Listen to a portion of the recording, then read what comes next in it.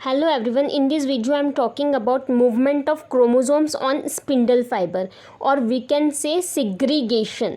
तो यहाँ पर तीन फोर्सेस अप्लाई होंगे। पहला है काइनेटोकोर पोलवर्ड।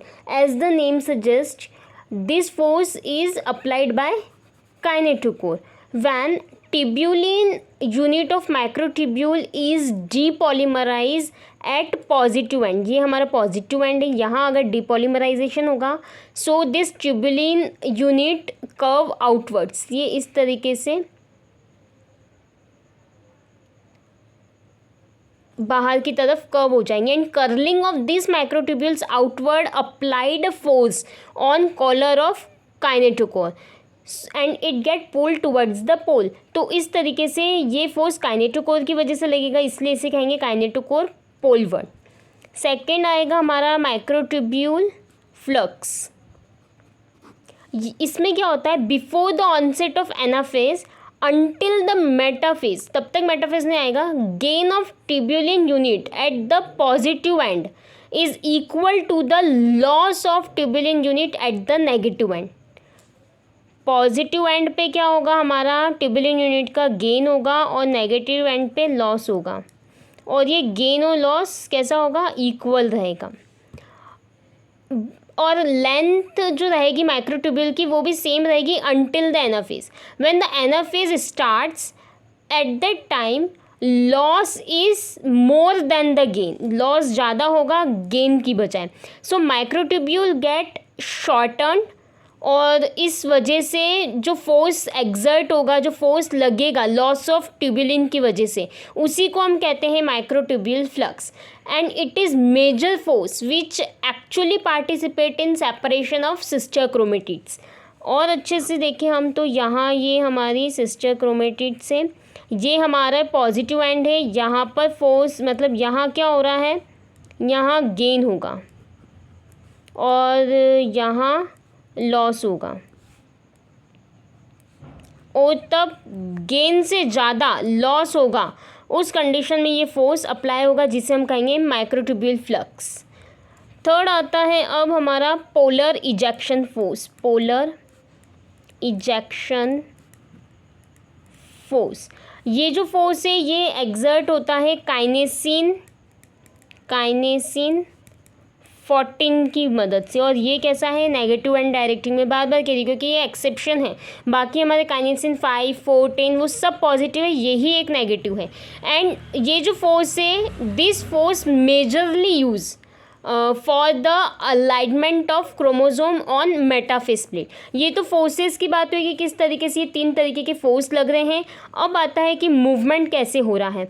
तो सबसे इम्पॉर्टेंट फैक्टर जो होता है मेटाफेज टू एनाफेज ट्रांजिशन, हम चेक पॉइंट में पढ़ चुके हैं। Metaphase to third check point होता है हमारा metaphase to anaphase transition.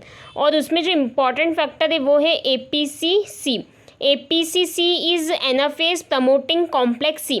And on the onset of anaphase, तब एनाफेज स्टार्ट होगा तो ये APC एक्टिवेट होगा। और ये जो APC है ये फॉस्फोराइलेटेड होगा तभी एक्टिव होगा। तो ये फॉस्फोराइलेट किसकी मदद से होगा, CD के। और कौन सा, MCD के।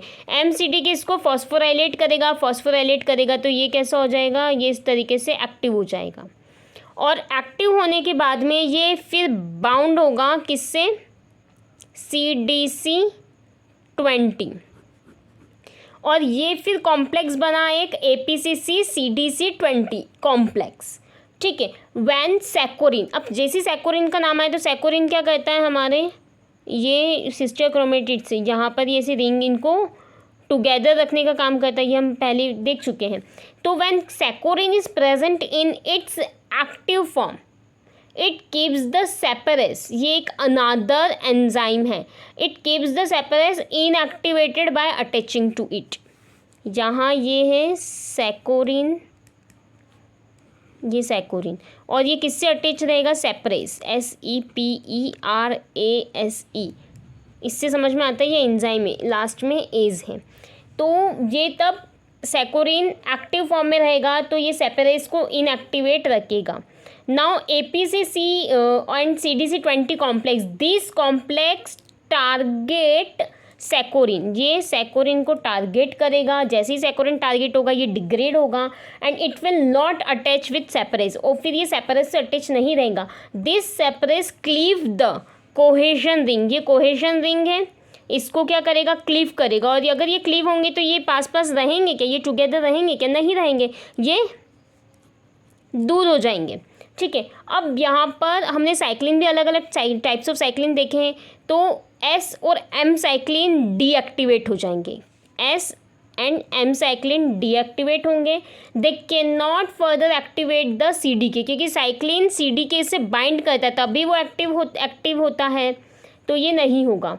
एंड एमसीडीके जो है एक्टिवेटेड बाय साइक्लिन, ये साइक्लिन से एक्टिवेट होगा and they will not be activated further. And deactivated MCDK dephosphorylate करेगा सर्टन प्रोटीन्स को बाय फॉस्फेटेज एंजाइम। अगर हमको फॉस्फोराइलेशन करना है तो काइनेज आता है, डीफॉस्फोराइलेशन करना है तो फॉस्फेटेज आएगा। ठीक है, अब यहाँ पर एनाफेज ए में क्या होता है, शॉर्टनिंग होती है माइक्रोट्यूब्यूल की। ठीक है, और एनाफेज बी में क्या होता है, अब एनाफेज ए में क्या होता है, माइक्रोट्यूब्यूल की शॉर्टनिंग होती है। यहाँ पे इस तरीके से सिस्टर क्रोमेटिड्स होते हैं और ये फिर ऐसे होते हैं, मतलब ये सिस्टर क्रोमेटिड्स ऐसे ऐसे ऐसे हो जाते हैं, ऐसे ये सिस्टर क्रोमेटिड्स सेपरेट हो जाते हैं एनाफेज ए में। एनाफेज बी की अगर बात करें, ये एनाफेज बी है। एनाफेज बी में क्या होता है, there is increase in length of interpolar microtubules. हम टाइप्स ऑफ माइक्रोट्यूब्यूल्स भी पढ़ चुके हैं, इंटरपोलर, काइनेटोकोर, एस्ट्रल। तो यहाँ पर जो इंटरपोलर ये वाले हैं, इस माइक्रोट्यूब्यूल की लेंथ इंक्रीज होगी। So it push the pole apart, तो ये पोल को कैसे इससे दूर करेंगे, अपार्ट करेगा। And the length of kinetochore microtubule, ये जो काइनेटोकोर माइक्रोट्यूब्यूल है इसकी जो लेंथ है ये सेम ही रहेगी, but length of interpolar microtubule is increases, इसकी तो बढ़ेगी, इनकी काइनेटोकोर वाले की तो सेम रहेगी, लेकिन इंटरपोलर माइक्रोट्यूब्यूल की लेंथ बढ़ेगी। तो ये जो पोल्स है ये ऐसे दूर दूर जाएंगे, इनको अपार्ट करेगा पोल्स को। अब यहाँ पे जो डाइनिन है वो हमने कहाँ पढ़ा था, वो एस्ट्रल माइक्रोट्यूब्यूल से, डाइनिन प्रोटीन है जो कि एस्ट्रल माइक्रोट्यूब्यूल से अटैच रहता है, और वो प्रोटीन भी क्या करेगा, इसको पोल्स की तरफ, वो प्लाज्मा मेम्ब्रेन या कॉर्टेक्स पे हमने पढ़ा था, तो वो ऐसे उसको वहाँ करेगा। तो मतलब ये भी हेल्पफुल है सिस्टर क्रोमेटिड को सेपरेट करने के लिए, क्या, dynein protein. And for the proper और normal functioning of microtubule inactivation of MCDK is very much necessary, क्योंकि ये इनएक्टिव होगा तो ही ये होगा। And for proper segregation of chromosome, ये क्रोमोजोम का सिग्रीगेशन सेपरेशन अच्छे से हो जाए, तो activation of APC and deactivation of MCDK is equally important. ये दोनों इंपॉर्टेंट है, तभी इस तरीके से क्रोमोजोम सेपरेट हो पाएंगे, अदरवाइज नहीं हो पाएंगे।